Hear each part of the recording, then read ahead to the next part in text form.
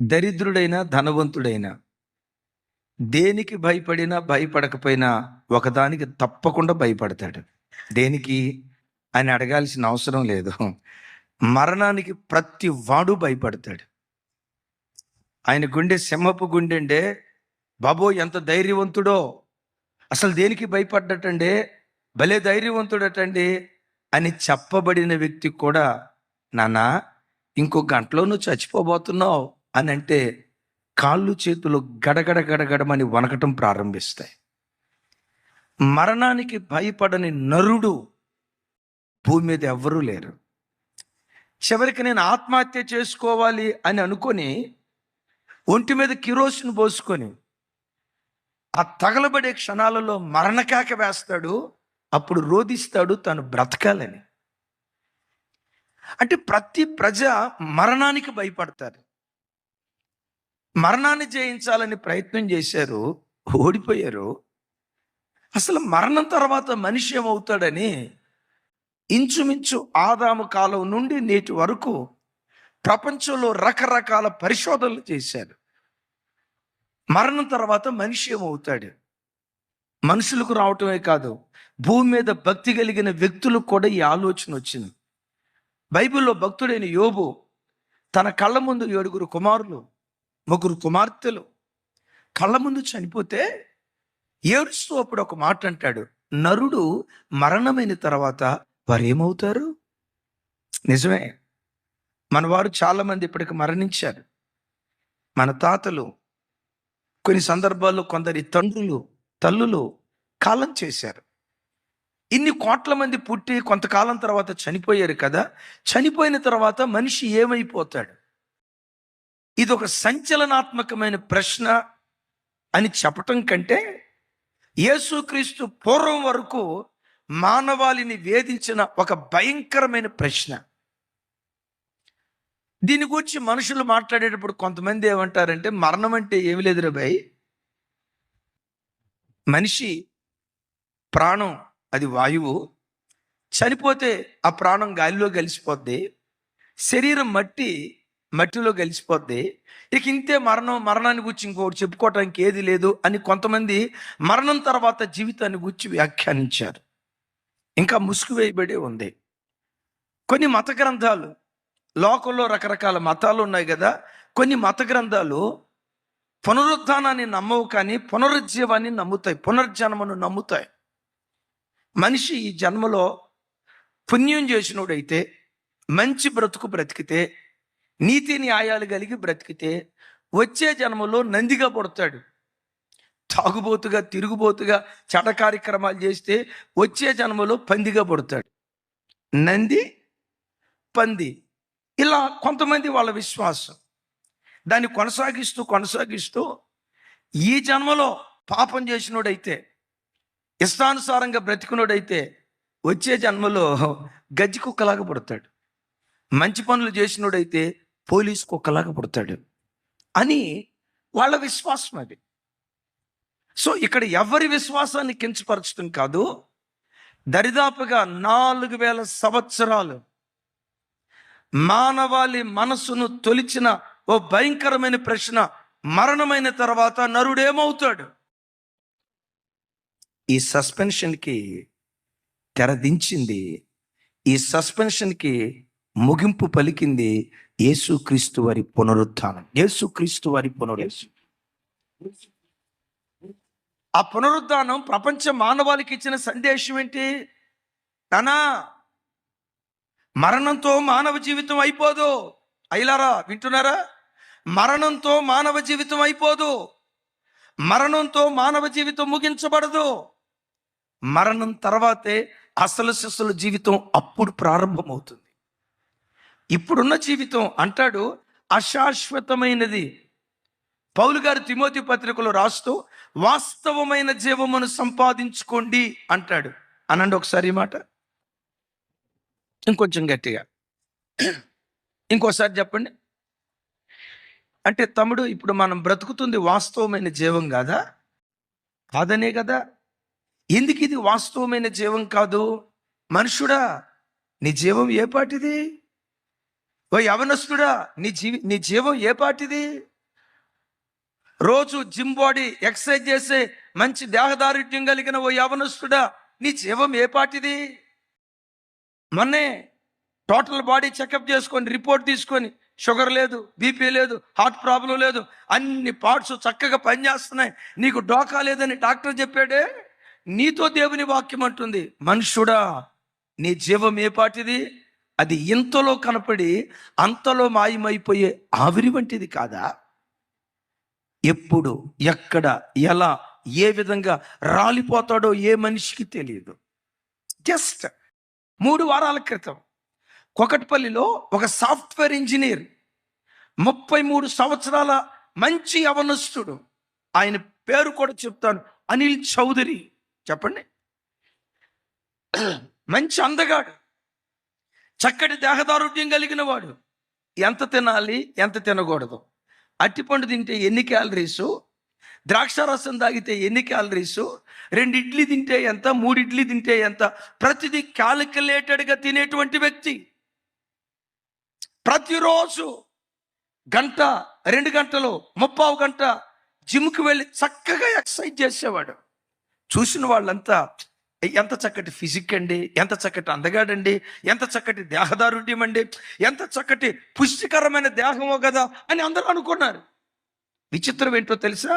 ఆ రోజు కూడా జిమ్కి వచ్చాడు, ఎక్సర్సైజ్ చేశాడు, ఇక ఇంటికి వెళ్ళిపోదామని వాష్రూమ్కి వెళ్ళి మొహం కడుక్కుంటున్నాడు. ఏమైందో తెలియదు, వింటున్నారా?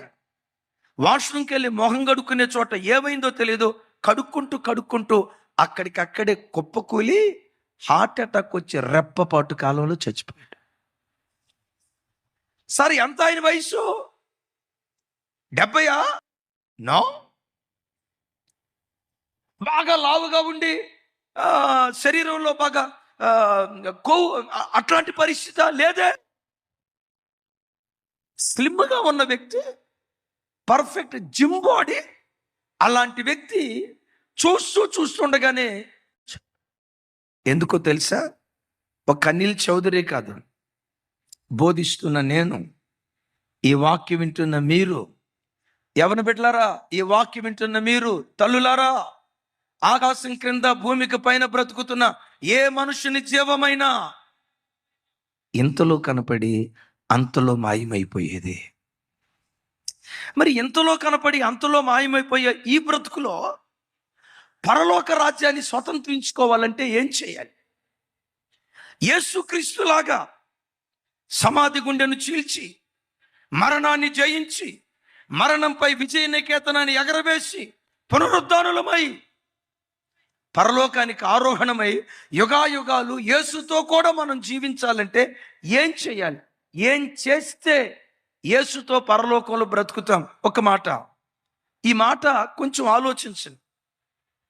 మందిరానికి ఎవరైనా రావచ్చు, తాగుబోతు రావచ్చు, తిరుగుబోతు రావచ్చు, అక్రమ సంబంధంలో బ్రతికేవాడు రావచ్చు, నీతిగా బ్రతికేవాడు రావచ్చు, వాక్యానుసారంగా బ్రతికేవాడు రావచ్చు, విచ్చలవిడిగా బ్రతికేవాడు రావచ్చు, మందిరానికి ఎవరైనా రావచ్చు. కానీ పరలోక రాజ్యంలో ఎవరు పడితే వాళ్ళు ప్రవేశించడానికి అవకాశం లేదు. మందిరంలో అడుగుపెట్టిన ప్రతి బిడ్డ తప్పకుండా పరలోకంలో ప్రవేశించాలి. కానీ ప్రవేశిస్తారనే దానికి గ్యారెంటీ లేదు. ప్రవేశించేటట్లుగా చేసేది నీ వ్యక్తిగత భక్తి జీవితం, నీ వ్యక్తిగత భక్తి జీవితం. నా భక్తి దైవజనురాల్ని పరలోకానికి తీసుకురాదు, దైవజనురాలి భక్తి నన్ను పరలోకానికి తీసుకెళ్ళదు. నా భక్తి మిమ్మలను పరలోకానికి తీసుకెళ్ళదు, మీ భక్తి నన్ను పరలోకానికి తీసుకెళ్ళదు. ఇంకో మాటలో చెప్పాలంటే, తల్లిదండ్రుల భక్తి పిల్లలకు పరలోకం ఇవ్వదు, పిల్లల భక్తి తల్లిదండ్రులకు పరలోకం ఇవ్వదు. ఎవరి వ్యక్తిగత భక్తి జీవితమే వాళ్ళను పరలోకంలో నిలవబెడుతుంది. ఇప్పుడు పరలోకంలో ప్రభుతో కూడా యుగాయుగాలు మనం బ్రతకాలంటే ఏం చేయాలి? 5 విషయాలు త్వరగా చెప్తాను, ఒకసారి అందరూ చూడండి. రోమీయులకు రాసిన పత్రిక 6వ అధ్యాయం 5వ వచనం.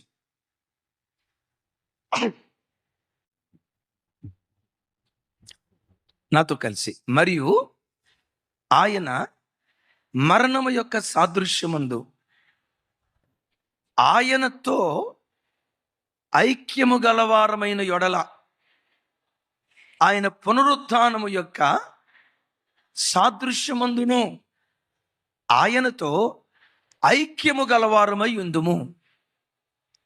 విన్నారా? ఇక్కడ పునరుత్థానము అనే మాట చూసాం.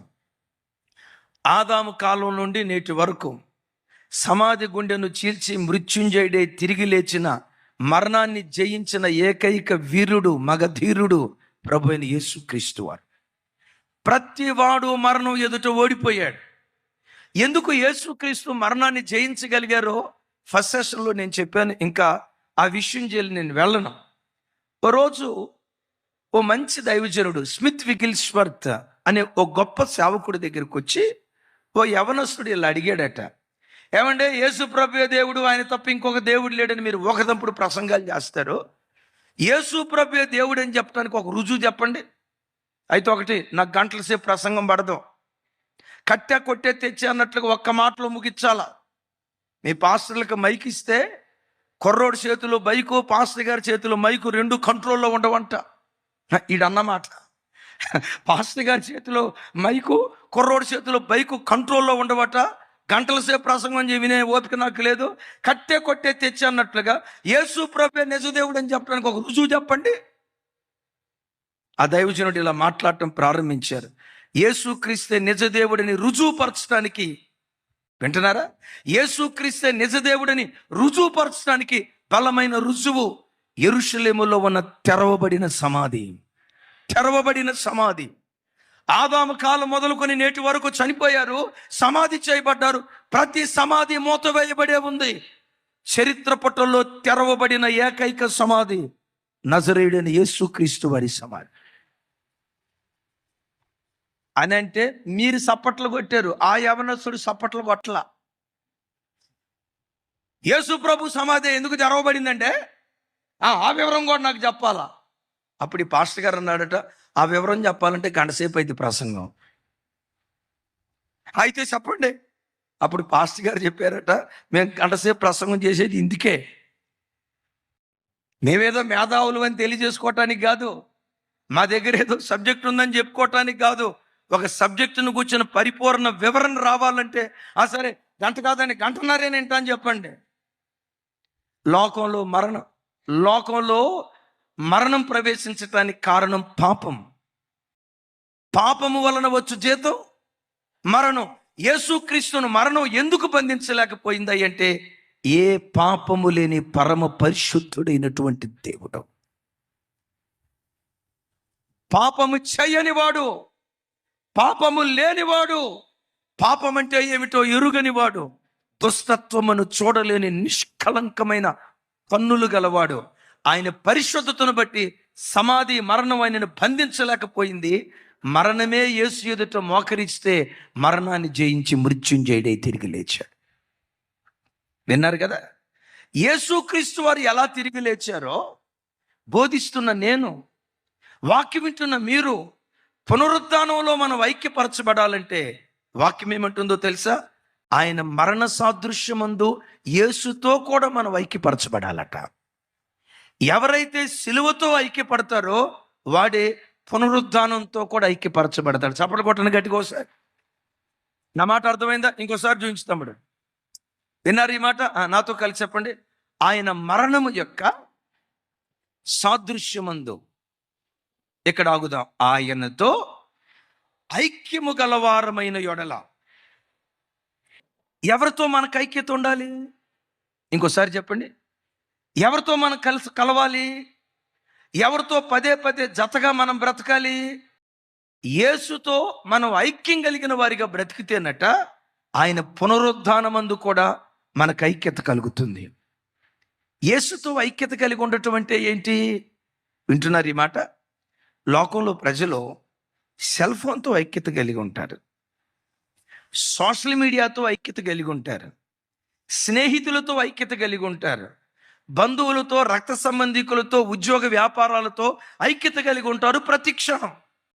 ఒకడు పునరుద్ధానంలో పాలిభాగస్తుడు కావాలంటే పునరుద్ధానుడైన యేసుతో సహవాసము చేసేవాడై ఉండాలి. First point. ఎవరితో ఐక్యత కలిగి ఉండాలి? ఎవరితో సహవాసం చేసేవాడై ఉండాలి? ఆయనతో సహవాసం చేయటాన్ని బట్టి ఏం జరుగుతుంది? పరిశుద్ధ గ్రంథమైన బైబిల్లో రాయబడిన మాట, యేసుక్రీస్తు వారు సారవంతమైన ఒలీవ చెట్టు అనండి. సారవంతమైన ఒలీవ చెట్టు. యేసుక్రీస్తు తప్ప లోకంలో బ్రతుకుతున్న ఏ మనిషి అయినా అడవి ఒలీవ చెట్టు లాంటోడు, అడవి ఒలీవ కొమ్మలు లాంటోడు. మనం అందరం ఎవరిమి? కొంచెం గట్టిగానండి. మనం అందరం ఎవరిమి? ఓ రకంగా చెప్పాలంటే అడవి జాతి మనుషులు. అడవి జాతి మనుషులు. అడవి జాతి మనిషి ఎలా క్రూరంగా ఉంటాడో అలాంటి క్రూరత్వం కలిగిన వ్యక్తులుగా ఒకప్పుడు బ్రతుకుతూ ఉండేటువంటి వాళ్ళం. తల్లిని ఎలా గౌరవించాలో తెలిసేది కాదు, తండ్రిని ఎలా గౌరవించాలో తెలిసేది కాదు, కుటుంబాన్ని ఎలా కట్టుకోవాలో తెలిసేది కాదు. వింటున్నారా నా మాటలో? కుటుంబాన్ని ఎలా కట్టుకోవాలో తెలిసేది కాదు. అలా అడవి కొమ్మలుగా మనం బ్రతుకుతూ ఉంటే సువార్త చేత మనం విరవబడి సారవంతమైన ఒలీవ చెట్టుగా పిలువబడుతున్న యేసుక్రీస్తుతో అంటు కట్టబడిన తర్వాత అడవి ఒలీవ కొమ్మ అడవి స్వభావాలు కోల్పోయి ఈ కొమ్మ కూడా సారవంతమైన ఒలీవ చెట్టుగా మారిపోయింది. మా మా వంశవృక్షం చెప్పుకోదగ్గ వంశవృక్షమేం కాదు, చెప్పుకోదగ్గ వంశవృక్షమేం కాదు. మా నాయన మాత్రం తెగ చెప్పేది. ఏం చెప్పేదో తెలుసరా? మీ తాత అంటే ఏమనుకున్నావురా? అప్పుంటే 3 ఎకరాల పొలం ఏమో అప్పు తీర్చాడు రా. అంత నీతి కలిగినోడ్రా మీ తాత. అప్పుతో చచ్చిపోలా, అంత ఖచ్చితంగా ఉంటాడురా మీ తాత. అప్పు తీర్చడానికి 3 ఎకరాల పొలం అమ్మి అప్పు తీర్చి చచ్చిపోయాడు రా. ఆ 3 ఎకరాల పొలమే కనుక ఇప్పుడు ఆ ప్రాంతంలో ఉంటే, ఇప్పుడు అమరావతి అని చూసారా? మాదే అమరావతి. ఒక్కొక్క ఎకరం 4 కోట్లు. 4 × 3 12 కోట్లు. మా నాయనమ్మ చెప్పేది, అసలు ఏమనుకున్నావురా మీ తాత అంటే, మన వంశం అంటే ఏమనుకున్నావురా? అంత రోషం కలిగినోడు, అంత నీతి కలిగినోడురా అని చెప్తా ఉండేది. నేను కూడా మనసులో అనుకునేవాడిని, అబ్బా మా తాత ఎంత గొప్పోడో, అప్పు తీర్చడం కోసం 3 ఎకరాల పొలం అమ్మి అప్పు తీర్చాడంటే ఎంత నీతి కలిగినోడో అని అనుకుంటా ఉండేవాడిని. మధ్యలో డౌట్ వచ్చేది, అసలు పొలం అమ్మాల్సిన అవసరం ఎందుకు వచ్చింది? అప్పు ఎందుకు అయింది? నేను ఎప్పుడైనా మా నాయనమ్మ అప్పు ఎందుకు అయింది, అసలు అప్పు అవ్వాల్సిన అవసరం ఏముందంటే, అయినందుకు నీకు పోరా, అయినందుకు నీకు పో అనేది. నేను వదిలిపెట్టనగా. మన లోపల గొప్ప పరిశోధకుడు ఉన్నాడు. దేన్నైనా లోతుకి వెళ్ళి పరిశీలించినాక వదిలిపెట్టంగా. మా ఇంటి దగ్గర మాకు ఒక తల్లి ఉంటే, ఆ తల్లి దగ్గరికి వెళ్ళి, అమ్మ మాణిక్యమమ్మ, మా తాత అప్పు తీర్చడానికి 3 ఎకరాల పొలం అమ్మేడంట, నిజమేనా అన్న. ఆ తల్లి అంది, నిజమేరా, అందులో అబద్ధం ఏముంది? అప్పు తీర్చడానికి మీ తాత 3 ఎకరాల పొలం అమ్మేడు రా అంది. నేను అడిగా, ఇంతకీ అసలు 3 ఎకరాలు అమ్మే అంత అప్పు ఎందుకు అయింది అన్న. అప్పుడు ఏమందో తెలుసా? మీ తాతొట్టి తాగుబోతుడురా. తాగి తాగటానికి డబ్బులు లేకపోతే పొలం తాకట్టు పెట్టాడు రా. 1 ఎకరం తాకట్టు పెట్టాడు, అంతటితో ఆగాడు. 2వ ఎకరం కూడా తాకట్టు పెట్టాడు, అంతటితో ఆగాడు. 3వ ఎకరం కూడా తాకట్టు పెట్టాడు రా. మొత్తానికి ఆ తాకట్టు పెట్టి అప్పు ఎక్కువైపోయి అప్పు తీర్చలేక పొలం అప్పు తీర్చాడు రా. మీ తాతొట్టి తాగుబోతుడు రా. ఆ అడవి వంశంలోనే మా నాన్న కూడా పుట్టాడు. అడవి ఒలీవ కొమ్మ. విన్నారా ఈ మాట? అడవి ఒలీవ కొమ్మ. ఆయనేమో మొహం కడుక్కొని తాగితే, ఆ అడవి ఒలీవ చెట్టుకు పుట్టిన అడవి ఒలీవ కొమ్మన్న మా నాన్న మొహం కడుక్కోకుండా పోయి పొద్దున్నే కళ్ళు తాగేవాడంట. ఒరే దాస, తాగితే తాగేవు కానీ మొహం కడుక్కొని తాగరంటే అనేవాడట, సటైర్ వేసేవాడట. అడవిలో పెద్ద పులి మొహం కడుక్కుంటుందా? నాకు బాగా గుర్తు, నేను చిన్న పిల్లలుగా ఉన్నప్పుడు ఏం జరిగిందో తెలీదు, బాగా తాగాడు. అది పండగలప్పుడే ఫుల్గా తాగాడు. మా అమ్మని చేయి చేసుకున్నాడు. చిన్న పిల్లలు అప్పుడు, బాగా ప్రభు దగ్గరికి రాలా, చేయి చేసుకున్నాడు. ఏం జరిగిందో తెలీదు, మా తల్లి మెడ మీద కాలు పెట్టి, కత్తిపీట ఉందే, కత్తిపీట కత్తిపీట కత్తిపీట, కత్తి కాదు, మన పల్లెటూళ్ళలో కత్తిపీట ఉంటుంది, చెక్క కింద చెక్క పైన అట్టుంటది, ఆ కత్తిపీట తీసి నేను గొంతుకు వస్తానన్నాడు. చిన్నపిల్లలు గగ్గోలు పెట్టి ఇచ్చాం. భార్య గొంతు కోయటానికి ఎందుకు వెళ్ళాడు? అడవి ఒలీవ కొమ్మ. మరి భార్యని చంపితే పిల్లలు ఏమైపోతారు ఆలోచన లేదా? అడవి ఒలీవ కొమ్మకు ఆలోచన ఉండదు. అలాంటి భయంకరమైన పరిస్థితుల మధ్యలో కుటుంబం వినాశనం అయిపోవాల్సింది, బ్రతుకులు విచ్ఛిన్నమైపోవాల్సింది. అంటారు కదా, చెట్టుకొకరు, నోరు తెరవాల, చెట్టుకొకరు పొట్టుకొకరు అన్నట్లుగా బ్రతుకులు చెత్త చెదురైపోవాల్సింది. మా ప్రాంతానికి ఓ దైవజనుడు సువార్త అనేటువంటి గొడ్డలి తీసుకొని, ఆ సువార్త అనే గొడ్డలి చేత, వాక్యం చేత నరుగుతూ ఉంటే ఈ అడవి ఒలీవ కొమ్మ నరకబడి సారవంతమైన ఒలీవ చెట్టుగా పిలువబడుతున్న యేసుక్రీస్తుతో అంటు కట్టబడ్డాడు. ఈ మరియదాసు కాస్త యేసుదాసుగా మారిపోయాడు. భాస్కరనా, ఉద్యోగాలు చేసుకోండి, బట్ వాక్యంతో సహవాసానికి దూరం కావద్దు. వ్యాపారాలు చేసుకోండి, కుటుంబ ప్రార్థనతో దేవునితో ఐక్యపరచబడటం ఎప్పుడూ మీరు నిర్లక్ష్యం చేయొద్దు. సాఫ్ట్వేర్ రంగమైనా, కెమికల్ ఫీల్డ్ అయినా, సొంత కంపెనీ అయినా, పనే, దేవుడే. యేసయ్య అంటారు కదా, కైసరుదు కైసరుకి, దేవునిది దేవునికి. 24 గంటల కాల వ్యవధిలో కుటుంబం కొరకు 8 గంటలు కష్టపడి 80 నిమిషాలు కూడా మోకరించి ప్రార్థన చేయకపోతే పునరుద్ధానంలో నువ్వు ఎలా ఐక్యపరచబడతావు? ఆదివారం ఒకరోజు మందిరానికి రావటం, ఒక 2 గంటల మందిరంలో కూర్చోవటం, నేను ఈ మాట అంటున్నందుకు ఏమనుకోదు, నీకు ఒళ్ళు బరువు అయితే ఒక్క 2 గంటలు కూర్చోవటం వారంలో నీకు కష్టమైతే రేపు యుగాయుగాలు పరలోకంలో దేవునితో ఎట్లా కూర్చుంటావు? ఉదయం లేచి 1 గంట ప్రార్థన చేయటం, బాబోయ్ గంటసేపా? బైబిల్ చదవటం అర్ధగంట, అయ్యో గంటసేపా అని నీకు అనిపిస్తే రేపు చనిపోయిన తర్వాత పరలోకంలో ప్రభుతో ఎంతకాలం గడుపుతావు? యుగాయుగాలు గడపాలి. దైవజనమా, యేసు పునరుద్ధానంతో మనం ఐక్యత కలిగిన వారిగా ఉండాలంటే బ్రతికిన దినాల్లో ఆయనతో సహవాసం చేసే వ్యక్తులుగా మనం జీవించాలి. అప్పుడప్పుడు కాదు, దినదినము అనండి, పెద్దగా చెప్పండి. ఎప్పుడెప్పుడు? అప్పుడప్పుడు కాదు, దినదినము ఆయనతో సహవాసం చేస్తే ఈ అడవి మనిషి అడవి స్వభావాలు కోల్పోయి, చెడు అలవాట్లు కోల్పోయి, దురలవాట్లు కోల్పోయి, కోపిస్తనాన్ని కోల్పోయి, కయ్యాలితనాన్ని కోల్పోయి, తుడుకుతనాన్ని కోల్పోయి యేసు వలె సాత్వికుడుగా మార్చబడతాడు. నాకు బైబిల్లో ఒక మాట, ప్రతి మాట ఇష్టమే, ఒక మాట మీకు జ్ఞాపకం చేస్తా. చూడండి, కొరింథీయులకు రాసిన మొదటి పత్రిక 6వ అధ్యాయం 16-17 వచనాలు.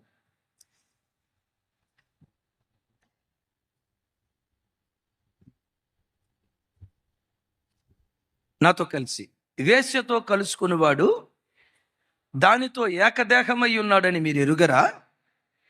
వారిద్దరూ ఏక శరీరమై ఉందురు అని మోషే చెప్పుచున్నాడు కదా. ఎక్కడి నుంచి పెద్దగా చెప్పండి. అటువలే ప్రభువుతో కలుసుకునివాడు ఆయనతో ఏకాత్మై ఉన్నాడు. చప్పలు కొడుతూ ప్రభు వారికి స్తోత్రాలు చెప్దాం.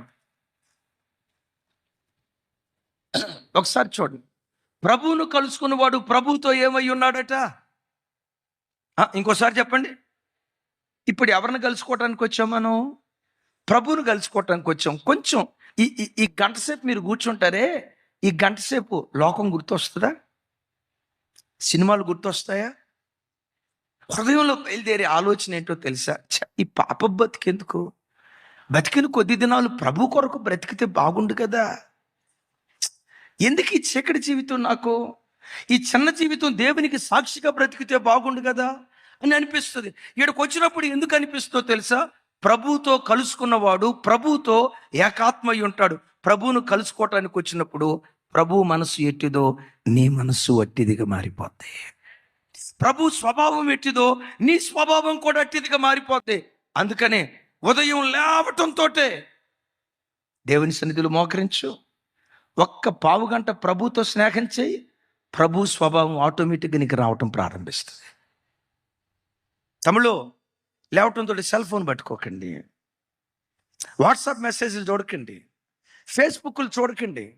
లేవటంతో వెంటనే మోకరించి దేవుడు మనకు అనుగ్రహించిన జ్ఞాన సత్య సంపూర్ణమైన ఈ ధర్మశాస్త్రాన్ని పట్టుకోండి. ఒక్క పావు గంట బైబిల్ దగ్గర కూర్చోండి. బైబిల్ ఎట్టిదో నీ మనసు అట్టిదిగా మార్చబడటానికి దేవుడు కృప చూపిస్తాడు. ఇంకోసారి చెప్దాం, ఆమేన్.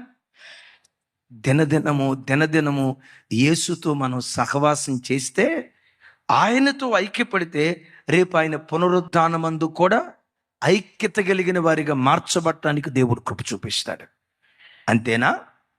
రెండవది, ఆయనతో సహవాసం చేయటమే కాదు, దినదినం ప్రతి క్రైస్తవుడు దినదినము విత్తనంలాగా బ్రతకటం నేర్చుకోవాలి. ఏంటి విత్తనంలాగా? ఏమన్నాను? విత్తనంలాగా బ్రతకటం అంటే ఏంటి? యేసు ప్రభు వారు యోహాను సువార్తలో మాట్లాడుతూ ఇలా అంటాడు. తమ్ముడు, ఆ వీడియో రెడీ చేయి. యోహాను సువార్త 12వ అధ్యాయం 24వ వచనం. నాతో కలిసి చెప్పండి. గోధుమ గింజ భూమిలో పడి సావకుండిన యొడల ఒంటిగానే ఉండును, అది చచ్చిన యొడల విస్తారముగా ఫలించును. నా వైపు చూడండి. ఇక విన్నారు కదా, గోధుమ గింజ భూమిలో పడిన తర్వాత ఏమవుతుందట? అదే అదే అదే చెప్పాలి. భూమిలో పడిన తర్వాత ఏమవుతుందట? చచ్చిపోద్ది. చచ్చింది కనుక అది విస్తారంగా ఫలిస్తుంది. దినదినము విత్తనంలాగా బ్రతకటం నేర్చుకో అని అన్నా కదా. ఆ విత్తనం ఒకేసారి చచ్చిపోద్ది, తర్వాత చెట్టు అవుతుంది. క్రైస్తవుడు ఒక్కరోజు చనిపోవటం కాదు, దినదినము చనిపోవాలి. అందుకని అపోస్తుడైన పౌలు వారు కొరింథీ సంఘానికి ఉత్తరం రాస్తూ ఇలా అంటాడు. ఏమని అంటాడు తెలుసా? నేను దినదినము చనిపోవచ్చున్నాను అంటాడు. అనండి మాట. టకామని సమాధానం చెప్పండి. మనిషి జీవితంలో ఎన్నిసార్లు చచ్చిపోతాడు? ఇంకోసారి చెప్పండి. మరి పౌలు గారు ఏమన్నాడు? ఏంటి దీని అర్థం? దీని అర్థం ఏంటో తెలుసా? భూమిలో పడి చావాలి అని రాస్తుందే. భూమి అనే ఈ లోకం నేత్రాశ, శరీరాశ, జీవపు డంబాలతో నిండుకుంది. క్రైస్తవుడు పునరుద్ధానంలో పాల్గొందాలంటే మందిరానికి వచ్చినంత మాత్రాన పాల్గొందడు సార్. నాకులాగా అరుచుకుంటా గంభీరంగా ప్రసంగం చేసినంత మాత్రాన పాల్గొందడు సార్. దీర్ఘ ప్రార్థనలు చేసినందువల్ల పునరుద్ధానంలో పాల్గొందడు. వాటితో పాటు, వినారు ఈ మాట, వాటితో పాటు నేత్రాశ విషయంలో నువ్వు చావాలి. నేత్రాశ విషయంలో ఎవడు చస్తాడో వాడు పునరుద్ధానంలో పాలిభాగస్తుడవుతాడు. నీ కన్ను ఏం చేస్తుంది? కంటికి చూసిందంతా వచ్చే అని తెలుగులో ఒక సామెత ఉంది. నీ కన్ను ఏం చేస్తుంది? కొన్నిటిని చూసి కోరుకుంటుంది. కొందరు నేత్రాశలో జొరబడ్డారు. సంసోను జీవితం పాడైపోయింది నేత్రాశలోనే. యేసయ్యకి మహిమ కలుగును గాక. ఒకసారి నా వైపు చూడండి. ఎందులో పడిపోయాడు సంసోన్? ఈ రోజుల్లో కూడా పిల్లలు ఎక్కువగా పడిపోయేది నేత్రాశలోనే. ఓ మాట, తమ్ముళ్ళు నా వైపు చూడండి. మీకు వివాహ వయసు వచ్చింది. మంచిగా ఎర్రగా ఉన్న ఒక అమ్మాయి, నీకులాగే 6 feet హైట్, 5.9, ఎర్రగా దొండపండులాగా ఉంది, సాఫ్ట్వేర్ ఇంజనీర్, నెలకొచ్చి 3 లక్షల రూపాయల జీతం. నువ్వు పెళ్లి చేసుకుంటే చాలు 30 కోట్ల కట్నం కూడా వస్తుంది. ఎంత బాగుంది. సరే, ఇవన్నీ పక్కన పెడదాం. అమ్మాయి చాలా ఎర్రగా, భలే అందంగా ఉంది. అదే సమయంలో ఇంకొక సంబంధం వచ్చింది. ఆ అమ్మాయి పాపం బాగా నల్లగా ఉంది. ప్రభా, ఈ రెండిట్లో ఏది అని నువ్వు సహజంగా ప్రార్థన చెయ్యో. మొదటి దానికే మన ఆప్షను ఎందుకు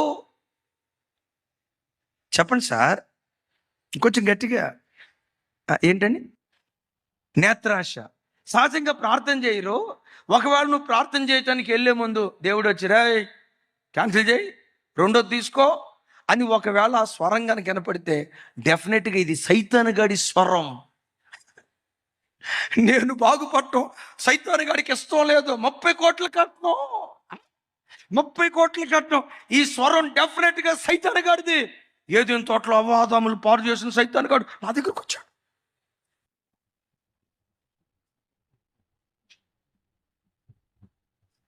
నేత్రాశ విషయంలో చావాలి. నా పెళ్లి వయసు వచ్చినప్పుడు, నా వివాహ వయసు వచ్చినప్పుడు అందానికి ప్రాధాన్యత ఇవ్వను, ఆస్తికి ప్రాధాన్యత ఇవ్వను, ఆత్మీయతకు అగ్రపట్టం కట్టే వ్యక్తిగా నేను బ్రతుకుతాను అంటాడే వాడు నేత్రాశలో చచ్చినవాడు. జీవపు డంభం అనండి. క్రైస్తవుడు తన ఆధ్యాత్మిక జీవితంలో జీవపు డంభంలో చచ్చినవాడిగా ఉండాలి అనండి పెద్దగా. ఇప్పుడు మీరు నన్ను అడగొచ్చు, అనయ్య జీవపు డంబం ఏంటి, మీరు జీవపు డంబం అంటారు కానీ నాకేదో అది సరిగా అర్థం కాదన్నయ్య అని అంటారా? ఒక చిన్న మాట అడుగుతా. కొంతమంది తల్లులు బంగారం వేసుకుంటారు, తప్పు అని నేను అనను, అది మీ వ్యక్తిగత ఇష్టం. అయితే బంగారం ఇంట్లో ఉన్నప్పుడు వేసుకుంటారా, ఫంక్షన్కి వెళ్ళేటప్పుడు వేసుకుంటారా? అబద్ధం ఆడకుండా చెప్పండి అమ్మా. ఇంట్లో ఉన్నప్పుడు వేసుకుంటారా, ఫంక్షన్కి వెళ్ళేటప్పుడు వేసుకుంటారా? ఫంక్షన్కి. ఇప్పుడు ఆ బంగారం కొంగు చోటును దాచిపెట్టుకుంటారా, బయటేసి అందరు కనపడేటట్టుగా బయట వేస్తారా? అబద్ధం ఆడకుండా చెప్పండి. ఎందుకు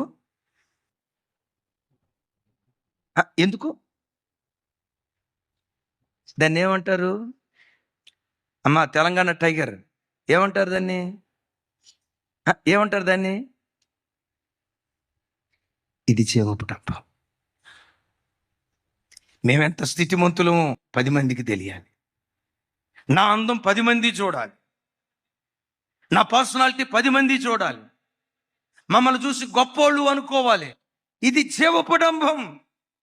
క్రీస్తు పునరుద్ధానంలో సంఘం పాలిభాగస్తులు కావాలంటే ప్రతి దినం సిలువ వేసుకోవాలి. జీవపు డంబం. ఆమేన్. ఓ మాట అడుగుతా. ఒకవేళ అక్క ఏమనుకోవద్దు, పద్మ అని అంటే కొంచెం సమాజం బాగా గౌరవిస్తుందా, పద్మారెడ్డి అంటే గౌరవిస్తుందా? ఒక మాట చెప్తాను, మామూలుగా లోకంలో అమ్మ ఏదంటే గౌరవిస్తుంది? సో నన్ను 10 మంది గౌరవించాలంటే పద్మారెడ్డి అని రాసుకోవాలి. జీవపు డంబం. నా మాటలు మీకు అర్థమవుతున్నాయా? అది జీవపు డంబం.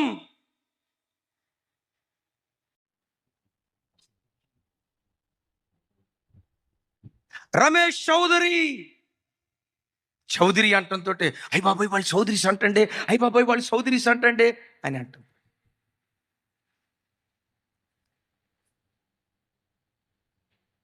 జీవపు డంబం. బయట లోకస్తుల విషయాలు వేరండి. యేసుక్రీస్తు రక్తంతో కడగబడిన నీ జీవితంలో నీ పేరు చివర తోకెందుకు? ప్రసాద్ మాదిగా ఎందుక పేరు? ఏం తమ్ముడా ఏదో పెట్టుకుందాం అన్నాడు, చూస్తున్నావు ఆశ అంతా ఆవిరైపోయింది.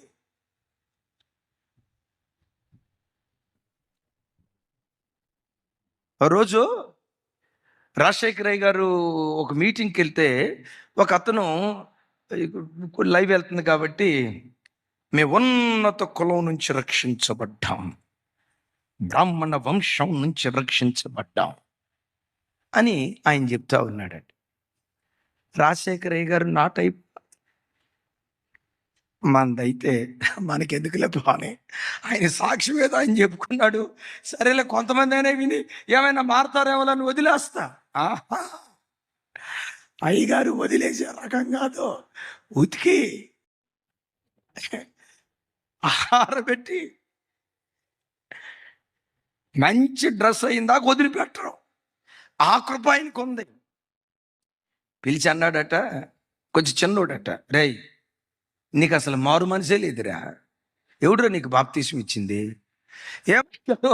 నేను మారు మనసు తీసుకొని 7 సంవత్సరాలు అవుతుంది. అయితే నన్ను పట్టుకొని అంతలో మాట అన్నావేంటి? నిజంగా నీకు మారు మనసు ఉంటే ఆ పదాలు నీకు వచ్చేవి కాదు. నిజమైన మారు మనసు ఏమని మాట్లాడేదో తెలుసా? నేను పాపులలో ప్రధానినై ఉండగా ఈ ప్రధాన పపిని ప్రభు దర్శించాడు. అరుణోదయపు దర్శనం చేత దేవుడు నన్ను దర్శించాడని నేల మట్టుకు తగ్గించుకొని మాట్లాడతావు.